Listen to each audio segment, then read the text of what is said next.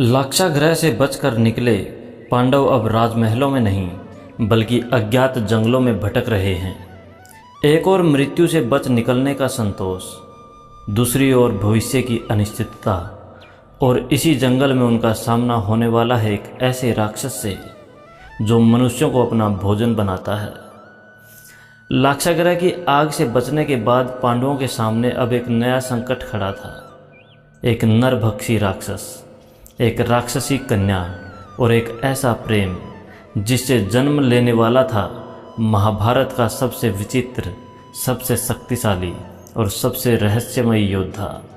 लेकिन आखिर हिडिंब कौन था? हिडिंबा पांडवों की सहायता क्यों करना चाहती थी? भीम और हिडिंब के बीच युद्ध कितना भयानक था और घटोत्कच आगे चलकर महाभारत युद्ध का सबसे महत्वपूर्ण योद्धा कैसे बना, आज हम जानेंगे।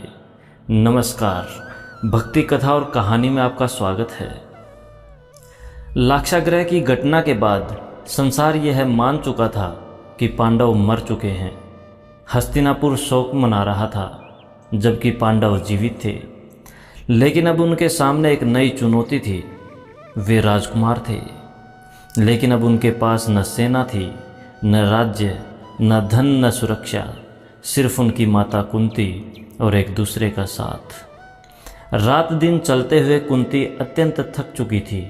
वह अपने पुत्रों को देखती और सोचती, हे प्रभु, क्या मेरे बच्चों का जीवन सदैव संघर्षों से भरा होगा? युधिष्ठिर सब समझ रहे थे, लेकिन उनके मन में भय नहीं था। उन्हें विश्वास था धर्म का मार्ग कठिन अवश्य होता है, लेकिन अंततः विजय उसी की होती है। उसी जंगल में रहता था एक भयानक राक्षस, नाम था हिडिंब। वह सामान्य राक्षस नहीं था। उसका शरीर विशाल था, पेड़ों जितनी ऊंचाई, पत्थरों जैसी भुजाएं, अग्नि जैसी आंखें। उसका आतंक पूरे क्षेत्र में फैला हुआ था। मनुष्य उसके लिए केवल भोजन थे। उस रात जब पांडव विश्राम कर रहे थे, हिडिंब को मनुष्यों की गंध आई। बहुत दिन बाद आज स्वादिष्ट भोजन मिला है। हिडिंब की एक बहन भी थी, नाम था हिडिंबा। वह राक्षसी कुल में जन्मी अवश्य थी, लेकिन उसका हृदय अपने भाई जैसा क्रूर नहीं था। हिडिंब हिडिंबा को आदेश देते हैं, जाओ उन्हें पकड़कर यहाँ लाओ। हिडिंबा पांडवों के पास पहुंची, लेकिन जैसे ही उसकी दृष्टि भीम पर पड़ी, सब कुछ बदल गया। भीम का विशाल शरीर, उनका तेज, उनकी निर्भीकता, हिडिंबा उन्हें देखकर मोहित हो गई। उसके सामने दो रास्ते थे, भाई की आज्ञा मानना या निर्दोष लोगों को बचाना। अंततः उसके भीतर की करुणा जीत गई। यहाँ से तुरंत चले जाओ, मेरा भाई तुम्हें मार डालेगा। भीम कहता है, मैं भागने वालों में से नहीं हूँ। जब हिडिंब ने देखा कि उसकी बहन वापस नहीं लौटी, तो वह स्वयं वहाँ पहुँचा।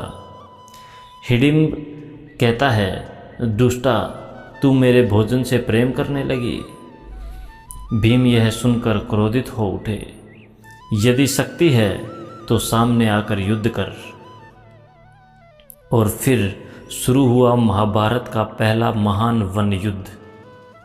दोनों योद्धा एक दूसरे पर टूट पड़े।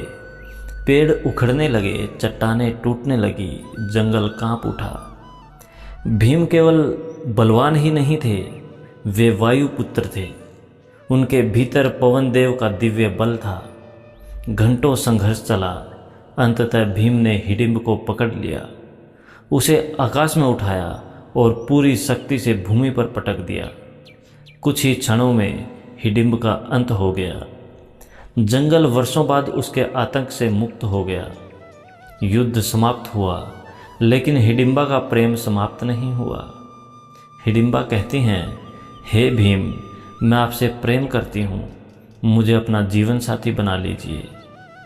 सभी आश्चर्यचकित रह गए, लेकिन हिडिंबा के शब्दों में छल नहीं था। कुंती ने परिस्थिति को समझा।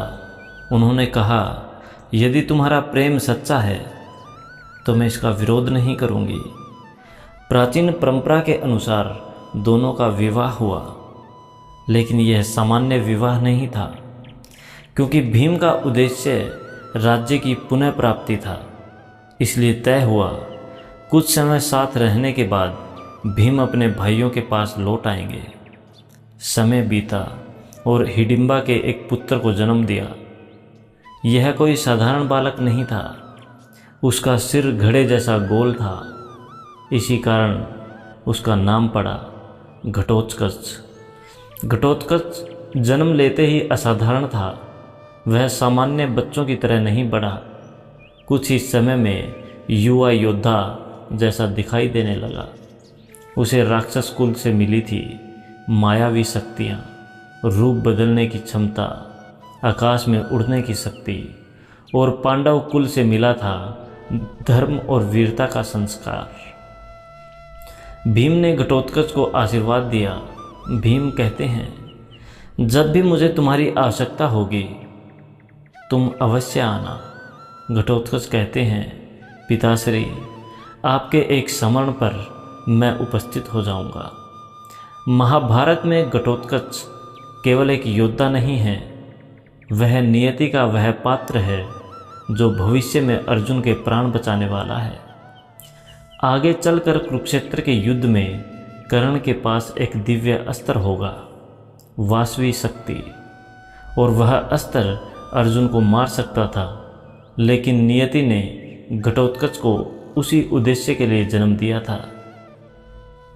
आज हमने देखा जंगल में पांडवों का संघर्ष, हिडिंब का आतंक, भीम और हिडिंब का महायुद्ध, हिडिंबा का प्रेम और महाबली घटोत्कच का जन्म। लेकिन पांडवों की कठिनाइयां अभी समाप्त नहीं हुई थी।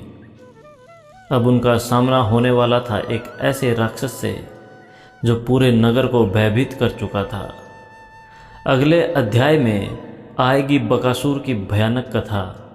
एक पूरा नगर उसके आतंक में जी रहा होगा और फिर भीम करेंगे बकासुर का वध। साथ ही पांडव पहली बार पहुंचेंगे एक चक्रा नगरी, जहां उनकी नियति उन्हें धीरे धीरे द्रौपदी के स्वयंवर की ओर ले जाने लगेगी।